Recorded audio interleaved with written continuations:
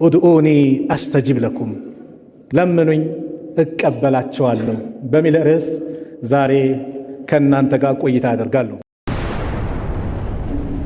ወማ ኩና ሊነህተዲየ ለውላ አን ሀዳና አላህ ሱመ ሰላቱ ወሰላሙ ዐላ መብዑስ ረሕመተን ሊልዓለሚን ወዐላ አሊሂ ወሰሕቢሂ ወሰለመ ተስሊመን ከሲራ ወበዕድ። አሰላሙ ዐለይኩም ወረሕመቱላሂ ወበረካቱ። የተከበራችሁ አባቶች፣ ወንድሞች፣ እናቶች፣ እህቶች ይህንን ፕሮግራም በያላችሁበት ሆናችሁ የምትከታተሉ አላህ ሱብሓነሁ ወተዓላ እኔ በምናገረው እናንተም በምታዳምጡት በምትከታተሉት ተጠቃሚዎች አላህ ያድርገን። በዚህ ስብስባችን ነገ የውመል ቂያማ ትልቅ ምንዳ ከሚያገኙ የአላህ ባሪያዎች መካከል አላህ ያድርገን። ኡድኡኒ አስተጂብ ለኩም ለምኑኝ እቀበላቸዋለሁ በሚል ርዕስ ዛሬ ከእናንተ ጋር ቆይታ አደርጋለሁ። ኡድኡኒ አስተጂብ ለኩም ርዕሱንም የመረጥኩት በሱረቱል ጋፊር 60ኛው አንቀጽ ላይ ካለው የቁርአን አያ ነው። አላህ ሲናገር ምን ይላል? ወቃለ ረቡኩም ኡድኡኒ አስተጂብ ለኩም፣ ጌታችሁ አለ ለምኑኝ እቀበላችኋለሁ። ዋስትናውን ወሰደ አላህ። ኡድኡኒ አስተጂብ ለኩም ለምኑኝ እቀበላችኋለሁ። ኢነ ለዚነ የስተክቢሩነ አን ዒባደቲ፣ እነዛ እኔን ከመገዛት እኔን ከመለመን አለ። ዱዓ ኢባዳ ስለሆነ እዚህ ቦታ ላይ ኢነ ለዚነ የስተክቢሩነ አን ዱዓኢ አላለም፣ አን ዒባደቲ ብሎ ጠራው። ለምን? አዱዓኡ ሁወ ልዒባዳ ብሎ ነቢዩ ዓለይሂ ሰላቱ ወሰላም ስለተናገሩ። ዱዓ ማለት ራሱ ዒባዳ ነው። ሰላት እንደምንሰግደው፣ ጾም እንደምንጾመው፣ ሰደቃ እንደምናወጣው ዒባዳ አጅር እንደምናገኘው ሁሉ ዱዓ ማድረገን አጅር እናገኛለን። ከዛም ባለፈ ግን አላህ በዱንያ ላይ አንበሻብሻችኋለሁ አለ አላህ። ኡድኡኒ አስተጂብ ለኩም ለምኑኝ እቀበላችኋለሁ። ለመለመን ዝግጁ ነን? ሙስተዒድ ነን? ላለመሳነፍ ሁሌ መቻካ ባሪያ ለመሆን ዝግጁ ነን? አላህ ስለሚወድ ማለት ነው። መንቻካ ባሪያ አላህ ይወዳል። የሚጨቀጭቅን ባሪያ አላህ ይወዳል። ሰው በተቃራኒ ሲጨቀጨቅ ይከፋል። ኡድኡኒ አስተጂብ ለኩም ኢነ ለዚነ የስተክቢሩነ አን ዒባደቲ፣ እነዛ እኔን ከመለመን እኔን ከመገዛት የሚኩራሩ ሰዎች ሰየድኹሉነ ጀሃነመ ዳኺሪን፣ ጀሃነም ተዋራጆች ሆኖ ይገቧታል አላህ። ስለዚህ ኡድኡኒ አስተጂብ ለኩም የሚለውን ፕሮግራም ሰፋ አድርገን በአላህ ፍቃድ እንመለከታለን። አላህ እንድንለምነው ይፈልጋል። አንድ ሐዲስ አላህ ሳይለመን ሲቀር እንደሚቆጣ ነቢዩ ዓለይሂ ሰላቱ ወሰላም አባ ሁረይራ ባስተላለፉት ሐዲስ ላይ ኢማም ትርሚዚ በዘገቡት አልባኒ ሰሒህ ባሉት አንድ ሐዲስ ላይ ምን ይላሉ? ነቢዩ ሰለላሁ ዐለይሂ ወሰለም መን ለም የስአልላህ የግዘብ ዐለይህ፣ አላህን ማይማፀን ማይለምን አላህ ይቆጣበታል። የሰው ልጅስ ስትለምነው ይከፋል። አላህ ሳትለምነው ስትቀር ደግሞ ይከፋል። እህቴ አላህ ሳትለምነው ስትቀር ይከፋል። አላህ ሲለመን ይደሰታል። የሰው ልጅ ሲለመን ይከፋል። ስለዚህ ይህ የዱዓን ርዕስ ዛሬ ለማንሳት የፈለግኩት አብዛኞቻችን ከዱዓ ዘነጋን። አንዳንዱ ዱንያ ሲመጣለት እኔ የተብቃቀው ነኝ ብሎ ያስባል። ላ ምስኪነ ደሃነ ከጃይነ እያለ አላህ ቁርአን ላይ ይናገራል። ማይከጅላል አንዳንዴ ገንዘቡ ያመጣና አላህ ምግብ ግን የፈለግከውን በሰጠህ ገንዘብ እንዳትበላ አላህ አድርገሃል አይደል? ይሄ ምግብ ሐኪም ይከለክልሃል፣ ይህን እንዳትመገብ ይላል። ታዲያ ይህ ሰው ከአላህ መከጀል አለበት የለበት? ከጃይ ነው እኮ። ያ አዩሃ ናስ፣ እናንተ ሰዎች ሆይ አንቱሙል ፉቀራኡ ኢለላህ፣ እናንተ ሁላችሁም ወደ አላህ ከጃዮች ናችሁ። ወላሁ ሁወል ገኒዩል ሐሚድ፣ ከማንም ምንም አይፈልግ ሀብታም የተብቃቃ ማለት ማን ነው? አላህ ሱብሓነሁ ወተዓላ ብቻ ነው። የሰው ልጅ ግን ከአላህ ይከጅላል። ስለዚህ ኡድኡኒ አስተጂብ ለኩም፣ ለምኑኝ እቀበላችኋለሁ። አላህ ለምኑኝ እቀበላችኋለሁ። ዱዓ አድርጎ አንድ ሰው ኪሳራ ላይ አይወድቅም። ሰው ዱዓ አድርጌ እንዲህ አድርጌ ምንም ነገር አላገኘም። ላ አንድ ሙስሊም አላህ ስብሓነሁ ወተዓላ ለምኖ ኪሳራ ላይ በምንም መልኩ አይወድቅም። ነቢዩ ዓለይሂ ሰላቱ ወሰላም አንድ ሐዲስ ላይ ሲናገሩ ዑባደት ብኑ ሳሚት ባስተላለፉት ሐዲስ ላይ ኢማም ትርሚዚ በዘገቡት ሐዲሱን ሐሰኑን ሰሒህ ተብሎ የተዘገበ ሐዲስ ላይ ረሱል ዓለይሂ ሰላቱ ወሰላም እንዲህ አሉ። ልብ በሉ ወንድሞች፣ አንድ ሰው ዱዓ አድርጎ ባዶ አይቀር፣ ባዶ አይቀር። መግቢያችን ላይ እንዳየነው ዱዓ ሰላት እንደምንሰግደው የምናገኘው ኢባዳ አጅር ነው። ሰላት የሚሰግደው አንድ ሰው ምንድን ከአላህ ምንዳ ለማግኘት ነገ ጀነት ለመግባት አይደለም። ዱዓም እንደዛ ነው በቃ። ነገር ግን አላህ ሌላ ተጨማሪ ስጦታ አዘጋጅ። አን ዑባደቱ ሳሚት ረዲየላሁ ዐንሁ አነ ረሱለላህ ሰለላሁ ዐለይሂ ወሰለም ቃል ማ ዐለል አርድ ሙስሊሙን፣ ልብ በሉ፣ ማ ዐለል አርድ ሙስሊሙን፣ በምድር ላይ አንድ ሙስሊም የለም፣ የድዑ ላህ ተዓላ አላህን የሚለምን የሚጣራ፣ ቢዳዕወቲን አንድችን ዱዓ አንድችን ጥያቄ በአንድ ዱዓው እጁን አንስቶ አላህን የሚማጸን ባሪያ የለም ኢላ አታሁ ላሁ ኢያሃ አላህ ያንን የጠየቀው ነገር ቢሰጠው ቢሆን እንጂ፣ አው ሰረፈ አንሁ ሚን ሱኢን ሚስለሃ ወይንም ደግሞ ሌላ የሚመጣ በላ ነበረ እሱ ላይ መጥፎ ነገርን የቀለበሰለት ቢሆን እንጂ። ሁለት ማ ለም የድዑ ቢእስሚን አው ቀጢዓት ረሂሚን በወንጀል እስካለመነ ዝምድና በመቁረጥን እስካለመነ ሰው ድረስ አላህ ይቀበለዋል ሲሉ ፈቃለ ረጁሉ ሚነል ቀውም እዛ ከነበሩ ሰው መካከል አንደኛው ሰሓባ ኢዘን ኑክሲር ታዲያ አላህን ብዙን ጠይቀው እንዲህ ያላቸው። አው ቃለ አላሁ አክሰር አላህ ብዙ አለው ጠይቀው። ዛሬ መኪና ሰጥቼ ነገ ቤቱ ይቅርብ አይልህም። ዛሬውን ነገር ሰጥቼ ነገ ይቅርብ አይልህ፣ ይሰጥሃል። አላህን ለምነው። በሌላ ዘገባ ላይ አው የደኺረ ለሁ ሚነል አጅር ሚስለሃል ወያን የሚመስል አጅር ነገ የውመል ቂያማ ያከማችለታል። ስለዚህ ዱዓ አድርጎ አንድ ሰው ከሶስት አንድ አያጣም። የለመነው ነገር ወይ ወደ አላህ ይሰጠዋል። የሚመጣ በላ ነበር አላህ ብቻ የሚያውቀው። ስንት በላ ተቀልብሷል በህይወታችን ላይ።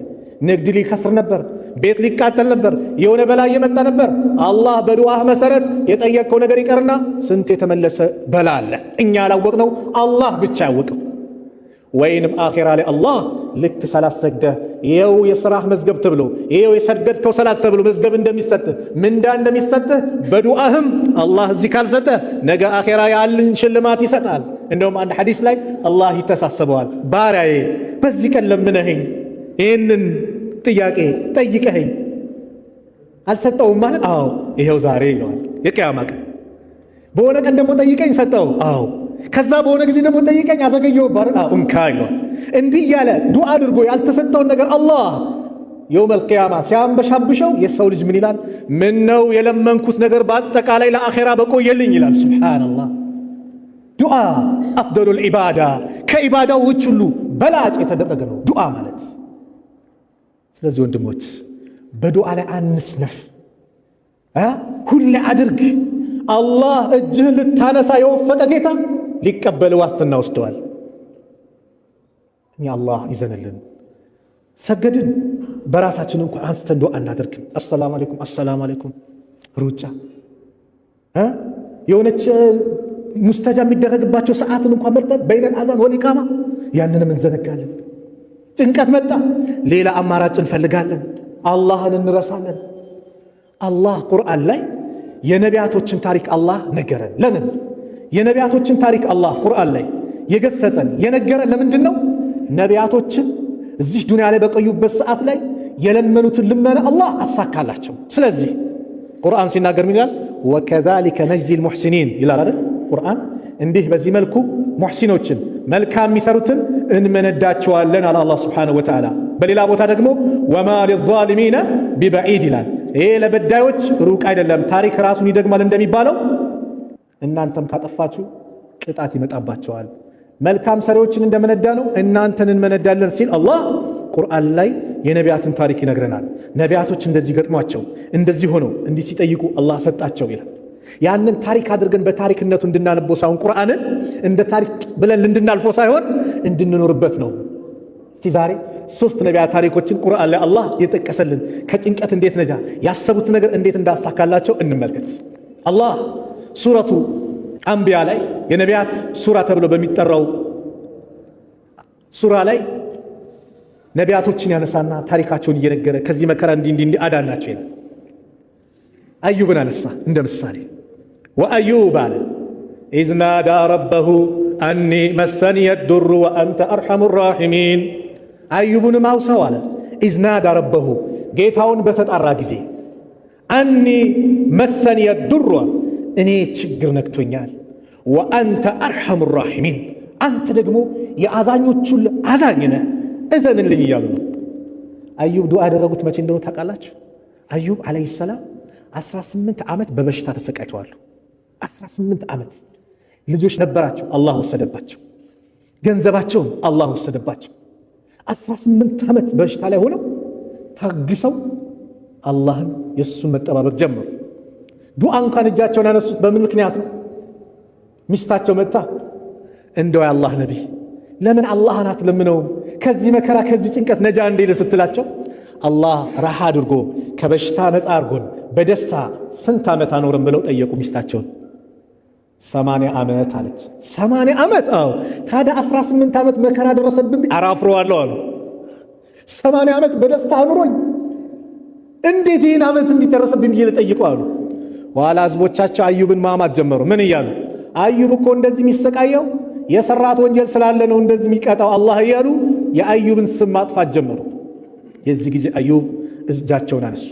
ወአዩብ አለ አዩብንም አውሳው ኢዝናዳ ረበሁ ጌታውን በተጣራ ጊዜ አኒ መሰን የዱሯን እኔ መከራ አገኘኝ ወአንተ አርሐሙ ራሒሚን አንተ ደግሞ የአዛኞች ሁሉ አዛኝ ነህ በጣም አዛኝ ነህ።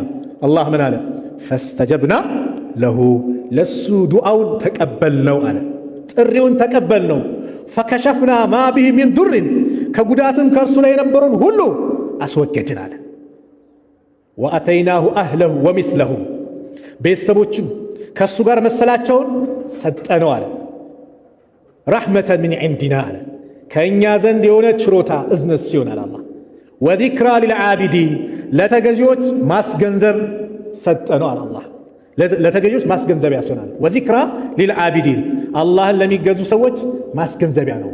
የአላህን ማንነት ያወቀ አዩብ እንደለመነው አላህ ሊለምን ይገባናል።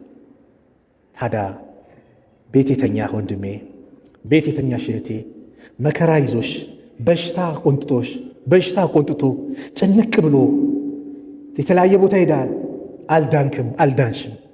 ለምንድን ነው የአላህን በር ማንኳኳት እስኪን የረሳ ነው? ለምንድን ነው የአላህ ድረስልን ብለን አላህን መለመን ያቃተን? ለምንድን ነው የከበደን? ለምንድን ነው የተጫጫነን? የአላህ ማለት ለምን ከበደን? አላህ አይፈውስም እንዴ? አላህ አያድንም እንዴ? ታሪካቸውን የሚነግረን አላህ እኛም ከዛ ትምህርት ወስደን እንድንለምነው ነው። ወዚክራ ሊልዓቢዲን አለ አላህ። ቀጠለና ወዘኑን አለ ዘኑንም የአሳውን ባለቤት ዩኑስንም አስታውስ አለ። ኢዝ ዘሀበ ሙጋዲበን ተቆጥቶ በሄደ ጊዜ ፈዘና አለን ነቅዲር ዓለይህ በእርሱ ላይ ፈጽሞ የማንፈርድበት መሆኑን ጠረጠረ። የዚህ ጊዜ አሳ ነባሪ ውጧቸው ነበርና በዛ ጨለማ ላይ በዛ ጭንቀት ላይ ዩኑስ ዓለይሂ ሰላም ፈናዳ ተጣራ ፊ ዙሉማት በዛ ድቅድቅ ጨለማ ዙሉማት አለው። ለምን? የአሳ ሆድ አለ፣ የባህሩ ጨለማ አለ፣ የሌሊቱ ጨለማ አለ። በእነዚህ ጨለማ ውስጥ ሆኖ ተጣራ። አላ ኢላሃ ኢላ አንት ካንተ በስተቀር በእውነት የሚመለክ አምላክ የለም፣ ሱብሓነክ ጥራት ይገባ። ኢኒ ኩንቱ ሚነ ዛሊሚን እኔ ከበዳዮች ነኝ አሉ። ሚነል መዝሉሚን አላሉም። ራሳቸውን ዝቅ አደረጉና ሚነ ዛሊሚን አሉ።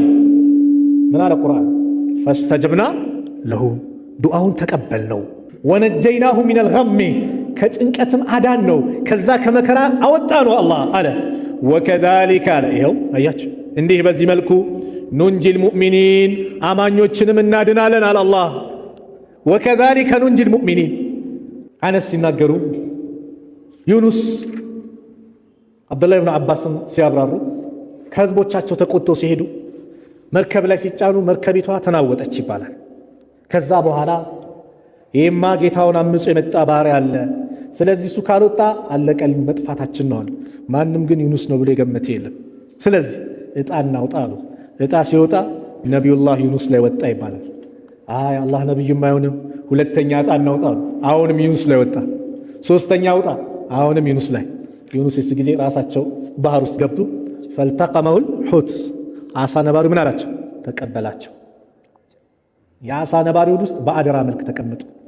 ስጋቸውን እንዳይበላ አጥንታቸውን እንዳይኮረሻሽም ከአላህ በኩል ታዘዘ። ኢብራሂም ዓለይሂ ሰላም እሳት ውስጥ ሲወረወሩ አላህ እሳትን አዘዛታ። ያ ናሩ ኩኒ በርደን ወሰላምን፣ አንቺ እሳት ወይ ለኢብራሂም ቀዝቀዝ በይ ቅዝቃዜውም አዛ እንዳያደርጋቸው ወሰላመን ሰላም ሁኝ አላ ኢብራሂም በኢብራሂም ላይ አለ። ከአላህ በኩል ትእዛዝ ከሌለ ምንም ነገር ሊያጠፋ ሊጎዳ አይችልም። ኢብራሂም ልጃቸውን ረዱ ሲባሉ የአላህ ፍቃድ ስላልነበረ ቢላውም ምን ቢሉ አረደ እንደ እስማኤልም አላረደም። ለምን? ከአላህ በኩል ትእዛዝ። ስለዚህ ሁሉም በምድር በሰማይ ያለ ሰራዊት የማን ነው? የአላህ ነው። በአላህ ትእዛዝ የሚንቀሳቀሱ የምንጠጣው ውሃ ጭምር የአላህን ትእዛዝ አነቂው ተናድርግ ካለ አላህ በምንጠጣው ውሃ ሊያጠፋን ይችላል። ከዛ ዩኑስ አሳ ነባሩ ሲወረወሩ አላህን መማፀን ጀመሩ። ልክ የዚህ ጊዜ አላህን ሲማፀኑ ፈለማ ደዓ ፊ በጥን ልሑት ቃለት ልመላኢካ መላእክቶች ማለት ጀመሩ ያ ረቢ ሃዛ ሰውቱን ማዕሩፍ፣ ይሄ የሚታወቅ ድምፅ ነው ሚን ቢላድ ልገርብያ እዛ ሩቅ ከሆነው አገር የምናውቀው ድምፅ ነው አሉ። ለምን? በሰላሙ ጊዜ ከአላህ የተዋወቀ ሰው ጭንቀት ሲደርስ ማን ነው የሚደርስለት? አላህ። ነቢዩ ምን አሉ? መን ሰረሁ አን የስተጂበ አላሁ ለሁ ዕንደ ሸዳኢድ ፈልዩክሲር ዱዓ ፊ ረኻኢ አሉ። በጭንቀት ሰዓት አላህ ዱዓውን እንዲቀበለው የፈለገ በደስታ ሰላም በሆነበት ሰዓት ዱዓ ያብዛ፣ ሰላም በሆነ ሰዓት ዱዓ አብዛ። ሁሌ አላህን ጨቅጭቅ። መከራ ሲመጣ የአላህ ስትል አላህ ይሰማሃል፣ መልስ ይሰጣሃል። እኛስ አላህ ይዘንልን። ጨንቆንም እኮ ማንሳት ከበደን፣ እንኳን በደስታ ይቅር በጭንቀቱ ሰዓት እጃችን ከበደን። ዩኑስ የዚህ ጊዜ ሲማጸኑ መላእክቶች መጮህ ጀመሩ። ይሄ ድምፅ ይታወቃል። ለምን? በሰላሙ ጊዜ ሁሌ አላህ ዘንድ የሚሄድ ድምፅ ነው። አላህን የሚገዛ ድምፅ ነው። ዚክሩን ሲያደርጉ ቁርአን ማን ነው ዱዓውን ሲያደርጉ ኸይር ነገር ሲሰሩ የሚታወቅ ድምፅ ነው። ፈቃለ አላሁ ዐዘ ወጀል የዚህ ጊዜ አላህ ምን አለ? አማ ተዕሪፉነ ዛሊክ ታዲያ ማን እንደሆነ አታውቁም እንደ ይላል አላህ። ቃሉ ወመን ሁወ ማን ነው እሱ አሉ። ድምፁን አወቁት፣ ማንነቱ ጠፋቸው። ቃለ ዐብዲ ዩኑስ ባሪያ እኮ ዩኑስ ነው አላቸው።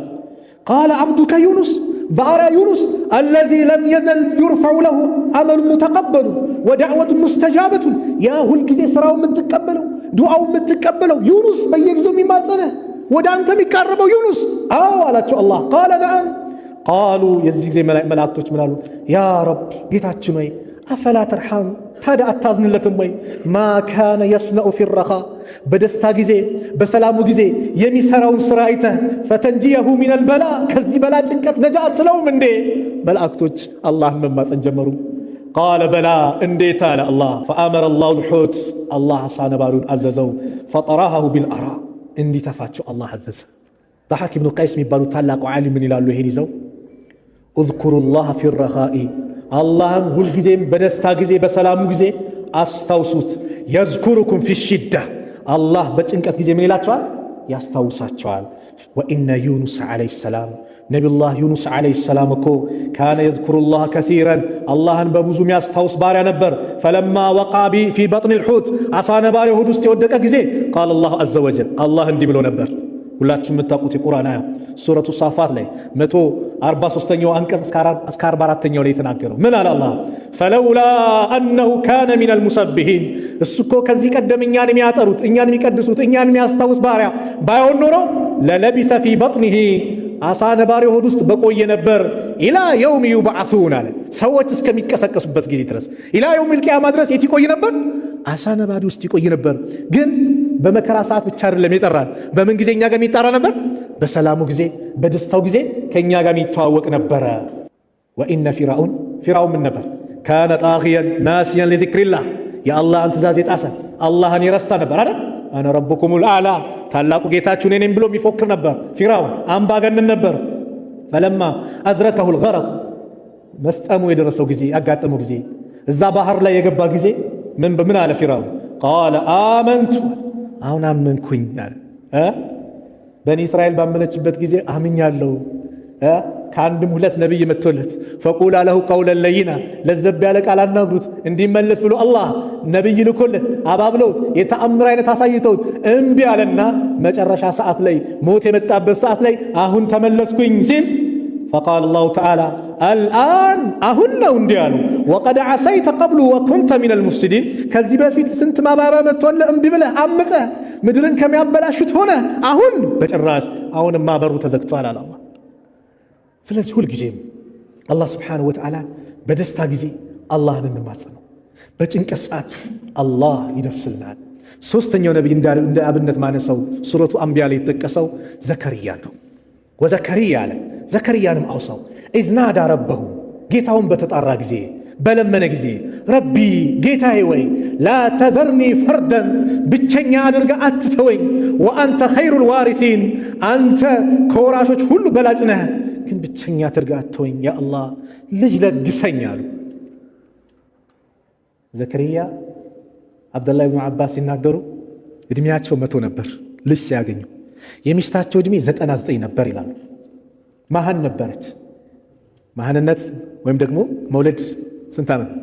45 በኋላ 50 ስንት ነው ሳይንሱ የሚለው? በሳይንሱ ማለት ነው እንጂ አላህ በፈለገው ሰዓት ምን ይላል? ምንም የሚሳነው ነገር የለም። መሃን ናት። ከዛም አልፎ እድሜዋ እዚህ ደርሰዋል።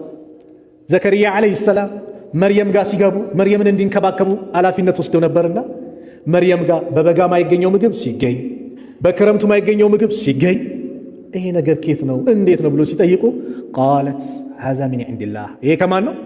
ከአላህ በኩል ነው። ኢነላህ የርዙቁ መን የሻ ቢገይሪ ሂሳብ፣ አላህ ባሪያውን ያለ ሂሳብ። የሆነ ነገር የምታገኘው ካልኩሌት አድርገህ ስላልፈለም አላህ ከፈለገ ባንዴ ነው የሚሰጥ። 3 ነገር መምጫቸው አይታወቅም ይባላል። እንግዶች 3 ነገር ቀደር ይታወቃል፣ አላህ ነው የሚያውቀው። ሞት ይታወቃል፣ ርዝቅ 3 መቼ እንደሚመጣ አይታወቅም። የሆነ ሰዓት ይመጣል። ትላንት ባዶ ነበር፣ ዛሬ ኪስን ይሞላዋል። የለም አላጋጠምንም በቤታችን ጭንቅ ብሎ ባልታሰበ ሰዓት አላህ አላመጣም። የሰው ልጅ ያው ይክዳል እንጂ ያማርራል እንጂ። ዘከርያ ዓለይሂ ሰላም በዚህ ሰዓት ነው መርየምን ያን ነገር ሲመለከቱ ኢነላህ የርዙቁ መን የሻ ቢገይሪ ሒሳብ ብላ ስትናገር ሁናሊከ ደዓ ዘከርያ አለ። የዛው ሰዓት ዘከርያ ሚሕራብ ውስጥ ገባና ያ አላህ ማለት ጀመረ። ማንን ሰጠው? ያሕያን አልሰጠውም እንጂ አልሰጠው?